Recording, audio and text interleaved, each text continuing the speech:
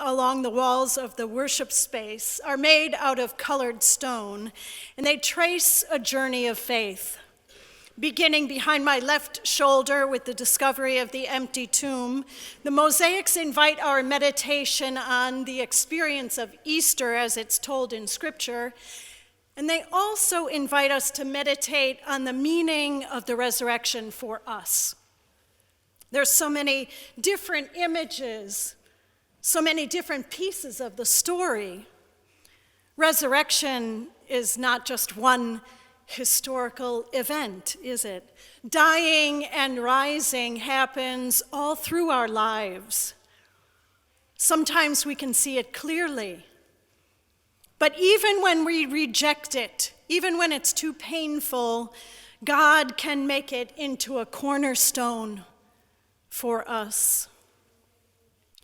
These mosaics are made of colored glass from Venice. Mosaic art is ancient, over 4,000 years old, revived by 20th century artists like Antoni Gaudi, who created pieces made out of waste tile, the leftover broken pieces, the stone rejected by the builders. The art form is again flourishing today. Many people ask, why Stations of the Resurrection in our worship space? Of course, the simple answer is everything. We chose everything to speak to the resurrection in this room. But also, I think it's important to remember that we can focus too much on the suffering and forget that there is rising after dying.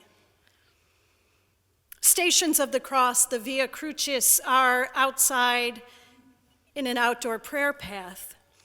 A 20th century innovation is the Via Lucis, the way of light. It's less about a prayer path and more about a prism, reflecting the light from various angles. The Stations of the Resurrection are an opportunity to encounter the risen Christ from various angles.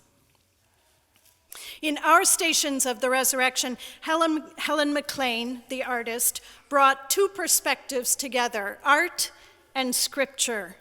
Her intention was less about representation of the story than about evoking a mood or a feeling or conveying a sense of the spiritual energy of the story. And she does it in a simple and sometimes very abstract way. The figure of Christ you can look for and notice it's always represented in gold and white. Some images appear in the manner of a close-up view, a telephoto view from a camera lens, like the image of the encounter of Thomas with Christ. Others are more like a view from overhead. We're looking from up above, as in the appearance to the disciples in the upper room. Notice also how different they look when you're standing up close to them versus when you are sitting far away across the room. Part of the excitement in engaging in that dialogue between scripture and art is in discovering the connections. Meaning, even though you may have seen them over the 14, 15 years they've been here, the meaning continues to change and grow. So I invite you to spend some time with the Stations in a dialogue between the scripture story and the artwork and your life.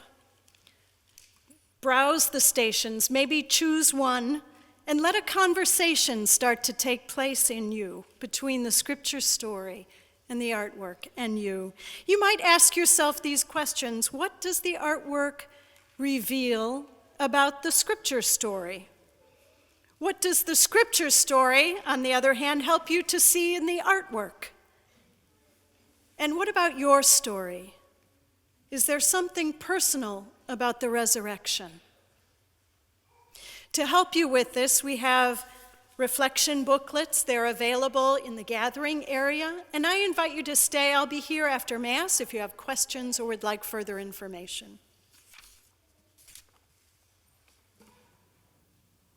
At this time, I'd like